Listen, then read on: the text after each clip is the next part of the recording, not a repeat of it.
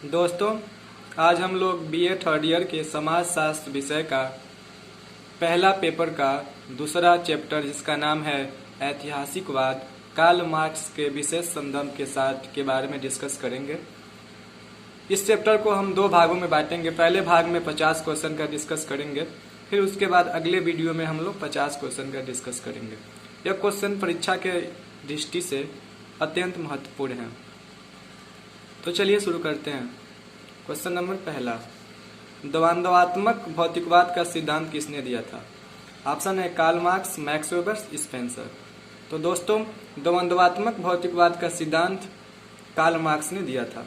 Next, Karl Marx का द्वंद्ववाद किसके चिंतन पर आधारित है? ऑप्शन है हीगल, स्पेंसर, वेबर, उपयुक्त में से कोई नहीं। तो हीगल के चिंतन पर आधारित है। नेक्स्ट, मार्क्स के द्वंद्वात्मक भौतिकवाद की क्या विशेषता है? ऑप्शन है प्रत्येक वस्तु गतिशील है, प्रकृति के सभी तत्व परस्पर संबंधित होते हैं, पदार्थ में होने वाले परिणात्मक परिवर्तन गुणात्मक परिवर्तन उत्पन्न करते हैं। अंतिम ऑप्शन है उपयुक्त सभी। तो ये सही होगा, उपयुक्त सभी। नेक्स्ट, मार्क्स ने उत्पादन संबंधों एवं आर्थिक प्रणालियों के आधार पर इतिहास को कितने युगों में बांटा है? तो 5 युगों में बांटा है, जिसके बारे में हम अगले क्वेश्चन में अभी पढ़ेंगे। नेक्स्ट, मार्क्स द्वारा आधारित इतिहास के युगों का क्रम देखिए यही है: आदिम साम्यवादी, दासत्व, सामंतवादी, पूंजीवादी, समाजवादी। जो 5 युगों में बांटे थे कार्ल मार्क्स, वो यही है 5 युग। नेक्स्ट, वर्ग संघर्ष की अवधारणा मार्क्स ने किससे ली? ऑप्शन है अगस्तीन थोरे, हीगल, दोनों से। तो वर्ग संघर्ष की अवधारणा मार्क्स ने अगस्तीन थोरे से ली थी। नेक्स्ट, कम्युनिस्ट मैनिफेस्टो किसकी रचना है? तो दोस्तों, कम्युनिस्ट मैनिफेस्टो कार्ल मार्क्स की रचना है। नेक्स्ट, सूचियों को सुमेलित कीजिए। तो दोस्तों, ये सूची इसको सुमेलित करना है, जिसको मैंने सुमेलित कर दिया है। तो आप समझ लीजिए, ऑगस्ट काम्टे 3 स्तरों के नियम से संबंधित हैं, हर्बर्ट स्पेंसर सावयवी एकता से संबंधित हैं, कार्ल मार्क्स द्वंद्वात्मक भौतिकवाद से संबंधित हैं, इमानुएल दुर्खिम यांत्रिक एवं सावयवी एकता से संबंधित हैं। ओके, आगे बढ़ते हैं। नेक्स्ट, मार्क्स के अनुसार पूंजीवाद का आधार क्या है? ऑप्शन है बृहद स्तर उत्पादन, धन एवं साख, व्यक्तिगत संपत्ति, लाभार्जन में लिप्त रहना। तो दोस्तों, मार्क्स के अनुसार पूंजीवाद का आधार व्यक्तिगत संपत्ति है। ओके, नेक्स्ट, वर्ग संघर्ष के सिद्धांत की विवेचना मार्क्स ने किया। मार्क्स ने किस पुस्तक में की? तो ऑप्शन है Das Kapital, communist manifest, communist घोषणा पत्र, जिसका नाम था कम्युनिस्ट मैनिफेस्टो भी था, और तीसरा ऑप्शन है उपयुक्त दोनों। तो दोस्तों, वर्ग संघर्ष के सिद्धांत की विवेचना मार्क्स ने कम्युनिस्ट घोषणा पत्र में किया था। नेक्स्ट, कार्ल मार्क्स ने संपूर्ण सामाजिक संरचना को कितने भागों में बांटा है? ऑप्शन है 2, 3, 4। तो दोस्तों, कार्ल मार्क्स ने संपूर्ण सामाजिक संरचना को 2 भागों में बांटा है, जिसका नाम है अधिसंरचना और अधोसंरचना। नेक्स्ट, भौतिक अस्तित्व की आवश्यकता ही समाज का आधार है तथा यदि इस आवश्यकता की पूर्ति हेतु मानव व्यवहारों को सामूहिक रूप से संगठित नहीं किया जाता तो समाज नहीं होता। ये कथन है, आपको बताना है किसने कहा था। ऑप्शन है पार्सन, दुर्खिम, मार्क्स। तो दोस्तों, यह कथन मार्क्स का है। देखिए, इसको याद करने का एक ट्रिक है कि जिस कथन में अगर भौतिक शब्द आए तो अक्सर वो कथन मार्क्स से ही संबंधित होता है। ओके, आगे बढ़ते हैं। मार्क्स की व्याख्या के अनुसार सही तर्कसंगत क्रम की पहचान कीजिए। तो दोस्तों, तर्कसंगत क्रम यही है: स्वयं में वर्ग, स्वयं के लिए वर्ग, वर्ग संघर्ष और सामाजिक रूपांतरण। इसको आप याद रखिएगा। नेक्स्ट, यह किसका मत था कि क्रांतियां इतिहास की वाहक हैं? ऑप्शन है ई कांट, कार्ल मार्क्स, हीगल और अस्त। तो दोस्तों, ये भी कथन है, आपको बताना है। तो ये भी कथन कार्ल मार्क्स से ही संबंधित है। कार्ल मार्क्स ने ही कहा था कि क्रांति या इतिहास की वाहक है। नेक्स्ट, कार्ल मार्क्स पूंजीवादी समाज में वर्ग संघर्ष को स्पष्ट करने के लिए निम्न अवधारणाओं का प्रयोग करते हैं।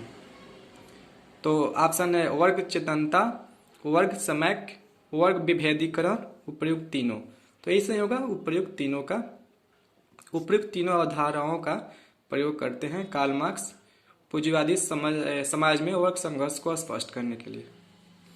आगे बढ़ते हैं। नेक्स्ट क्वेश्चन है, ये भी कथन है, वर्गों और वर्ग संघर्ष के उन्मूलन के साथ हम स्वतंत्रता के राज्य में प्रवेश करते हैं, जिसमें अब प्राकृतिक शक्तियां मानव जाति का नियंत्रण नहीं करती, बल्कि मानव स्वयं अपने स्वामी बन जाते हैं। तो ये भी कथन है, आपको ऑप्शन है मार्क्स, पेज, दुर्खिम, वेबर। तो ये भी मार्क्स का ही कथन है। तो देखिए इसमें वर्ग संघर्ष भी है, आप इससे भी याद कर सकते हैं। आगे बढ़ते हैं। किसकी विशेषता वर्ग विहीन समाज है? मतलब कि ऐसा समाज जिसमें वर्ग न हो। ऑप्शन है सामंतवादी समाज, दासत्व युग और साम्यवाद। तो दोस्तों साम्यवाद ही ऐसा युग था जिसमें समाजों में जो वर्ग विहीन समाज होता था, उस समाज में वर्ग नहीं होता था। नेक्स्ट, निम्न परिप्रेक्ष्यों में से किस परिप्रेक्ष्य का सार तत्व इसी मान्यता में निहित है कि सभी मानव विचार और आदर्श परिवर्तन के अधीन है? यह है ऑप्शन है प्रत्यक्षवाद, ऐतिहासिकवाद, प्रकार्यवाद। तो ये ऐतिहासिकवाद ही सही होगा। द पॉवर्टी ऑफ फिलॉसफी पुस्तक के लेखक कौन है? ऑप्शन है हीगल, मार्क्स, वेबर, एंजल्स। तो पॉवर्टी ऑफ फिलॉसफी पुस्तक के लेखक कार्ल मार्क्स हैं। नेक्स्ट, कम्युनिस्ट पार्टी का घोषणा पत्र प्रकाशित हुआ था। आपको बताना है कि कम्युनिस्ट पार्टी का जो घोषणा पत्र है वो किस सन में प्रकाशित हुआ था। ऑप्शन है 1947, 1838, 1848 एंड 1858 में। दोस्तों 1848 में कम्युनिस्ट पार्टी का घोषणा पत्र प्रकाशित हुआ था। नेक्स्ट, हीगल का द्वंद्वात्मक सिद्धांत जाना जाता है। ऑप्शन है द्वंद्वात्मक भौतिकवाद, द्वंद्वात्मक आदर्शवाद। तो ये सही होगा। चेतनता एक सामाजिक उत्पाद है, किसने कहा था? कथन है, तो ये भी कथन मार्क्स से ही संबंधित है, याद रखिएगा। नेक्स्ट, अधिसंरचना तथा अधोसंरचना अवधारणा का प्रयोग किसने किया था? तभी हमने बताया था ना कि कार्ल मार्क्स ने दो संरचनाओं का उल्लेख किया था, अधिसंरचना व अधोसंरचना। तो आपको पता ही होगा ये भी कार्ल मार्क्स ने किया था। आगे बढ़ते हैं। नेक्स्ट, गलत चेतना की अवधारणा की रचना किसने दी है? तो ये भी कथन है, आपको बताना है कि गलत चेतना की अवधारणा की रचना किसने दी है। ऑप्शन है मार्क्स, वेबर, परेटो, टैनबी। तो गलत चेतना की अवधारणा को जो रचना है भी कार्ल मार्क्स ने ही दिया था। नेक्स्ट, मार्क्स ने भारत की परंपरागत आर्थिक प्रणाली को बताया है। ऑप्शन है उत्पादन की आदिम प्रणाली, उत्पादन की प्राचीन प्रणाली। तो दोस्तों कार्ल मार्क्स ने जो भारत की परंपरागत आर्थिक प्रणाली, इसको उत्पादन की आदिम प्रणाली बताया था। नेक्स्ट, श्रमिकों का कोई देश नहीं होता, किसने कहा है? मार्क्स, फ्रेडरिक एंजल्स, लेनिन और अरस्तू। तो दोस्तों श्रमिकों का कोई देश नहीं होता, ये कथन फ्रेडरिक एंगल्स ने कहा था। आगे बढ़ते हैं। उत्पादन के साधन से परकीकरण, एलिनेशन की अवधारणा किसने दी है? ऑप्शन है वेबर, पार्सन्स, बोटोमोर, मार्क्स। तो ये भी मार्क्स ने दी है। परकीकरण मार्क्स, याद रखिएगा। नेक्स्ट, मार्क्स के अनुसार सामुदायिक भूमि स्वामित्व पाया जाता है। ऑप्शन है एशियाई उत्पादन रीति में, सामंती उत्पादन रीति में, पूंजीवादी उत्पादन रीति में। तो ये भी सही होगा, सामंती उत्पादन रीति में। नेक्स्ट, मार्क्स के अनुसार किसी व्यक्ति की वर्ग स्थिति निर्धारित होती है उसकी आर्थिक स्थिति से, राजनीतिक स्थिति से और दोनों से। तो दोस्तोदोस्तों आर्थिक स्थिति सही होगा। निम्न सिद्धांतों में से कौन सा मॉर्टन द्वारा प्रस्तुत नहीं किया गया है? ऑप्शन है प्रकार्यवाद, मध्य क्षेत्र सिद्धांत, श्रम विभाजन। तो यही सही होगा, क्योंकि श्रम विभाजन तो कार्ल मार्क्स के द्वारा प्रतिपादन किया गया था। हीगल एक आदर्शवादी थे, जबकि मार्क्स एक दार्शनिक थे, भौतिकवादी थे या सामाजिक वैज्ञानिक थे। तो दोस्तों हीगल जो थे एक आदर्शवादी थे, उसी प्रकार मार्क्स एक भौतिकवादी थे। आगे बढ़ते हैं। नेक्स्ट, वाद प्रतिवाद संवाद की प्रक्रिया को कहते हैं, इसको द्वंद्ववाद कहते हैं। वाद प्रतिवाद और संवाद की प्रक्रिया को द्वंद्ववाद कहते हैं। ओके। नेक्स्ट, मार्क्स ने भौतिकवाद का दर्शन प्राप्त किया है। ऑप्शन है हीगल से, फ्यायरबाख से, दोनों से। तो ये होगा दोनों से यही सही होगा दोनों से। नेक्स्ट, मार्क्स की छोटे पूंजीपतियों के प्रति सोच है कि वे हैं। ऑप्शन है एकीकृत वर्ग, स्वयं वर्ग। तो यही सही होगा, क्योंकि छोटे पूंजीपति जो होते हैं एक स्वयं में वर्ग होते हैं। नेक्स्ट, वाद प्रतिवाद और संवाद की पद्धति से मूलतः कौन संबंधित है? ऑप्शन है हीगल, मार्क्स, क्रोबर, वेबर। तो हीगल संबंधित है। नेक्स्ट, किसने समाज के संघर्ष सिद्धांत का मार्ग प्रशस्त किया? ऑप्शन है दुर्खिम, वेबर, मैनहाइम, मार्क्स। तो मार्क्स सही होगा। नेक्स्ट है, मार्क्सवादी सिद्धांत के अनुसार निम्न में से कौन सा अधिसंरचना का तत्व नहीं है? ऑप्शन है धर्म, अर्थव्यवस्था, कानून, राजनीति। तो अर्थव्यवस्था जो है ये अधिसंरचना का तत्व नहीं है। 38, ऐतिहासिक भौतिकवाद एक हठधर्मी नहीं, न ही कोई सूत्र, किंतु एक यथार्थ विज्ञान है और मूर्त अध्ययन तथा ऐतिहासिक खोज और का साधन है। कथन है, आपको बताना है किसने कहा है। ऑप्शन है हीगल, मैनहाइम, कोजर, इरविन। तो ये कथन जो है ये कोजर ने कहा था। नेक्स्ट, मार्क्स का सिद्धांत एक अतिवादी विकल्प प्रस्तुत करता है। ऑप्शन है प्रकार्यवाद का, संरचनावाद का, उद्विकासवाद का, प्रतीकात्मक अंतःक्रियावाद का। तो ये उद्विकास का। मार्क्स का जो सिद्धांत था एक अतिवादी विकल्प उद्विकास का प्रस्तुत करता है। आगे बढ़ते हैं। नेक्स्ट क्वेश्चन, मार्क्स के अनुसार पूंजीवादी व्यवस्था का उद्भव परिणाम है। तो एक ही ऑप्शन मैंने दिया है, सामंतवादी व्यवस्था का विनाश से ही परिणाम है।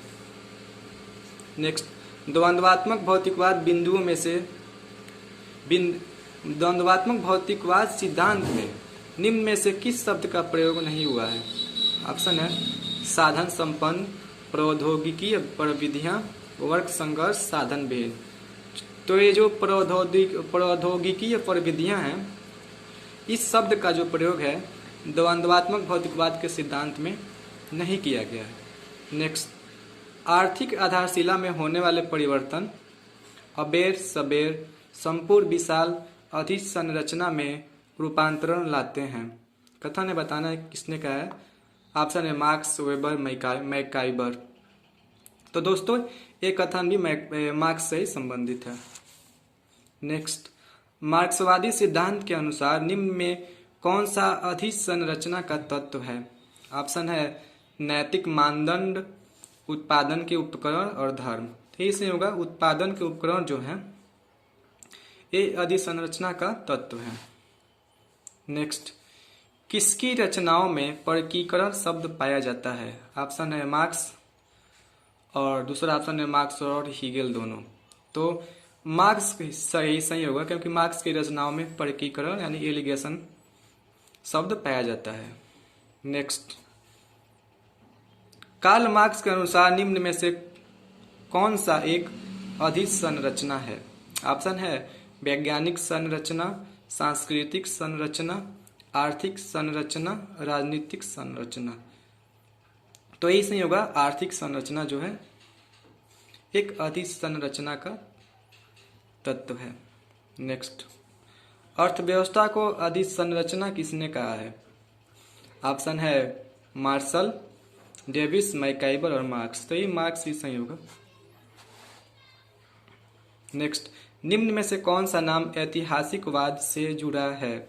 ऑप्शन है कार्ल पापर, मैनहीम, कार्ल मार्क्स, उपयुक्त सभी। तो ये सही होगा उपयुक्त सभी, क्योंकि ये तीनों जो नाम हैं ये ऐतिहासिकवाद से जुड़े हैं। नेक्स्ट, कार्ल मार्क्स का जन्म कब और कहाँ हुआ था? ऑप्शन है 1 मई 1818 फ्रांस, 5 मई 1818 जर्मनी, 1818 चीन। तो जो मार्क्स का जन्म जर्मनी में हुआ था और कब हुआ था? तो 5 मई 1818 को हुआ था। नेक्स्ट, कार्ल मार्क्स राइनिस जाइटुंग से किस वर्ष जुड़े थे और यह क्या है? तो दोस्तों, राइनिस जाइटुंग जो है यह एक पत्रिका का नाम है। और रही बात कि कार्ल मार्क्स इससे कब जुड़े थे, तो 1842 में जुड़े थे। तो यही सही हो जाएगा पहला। लास्ट क्वेश्चन आज के वीडियो का, राइनिस जाइटुंग को कार्ल मार्क्स ने किस वर्ष अलविदा कहा था? तो देखिए 1842 में राइनिस जाइटुंग से जुड़े थे और अलविदा कहा था इन्होंने उसके 1 साल बाद, यानी कि 1843 में, 1843। धन्यवाद।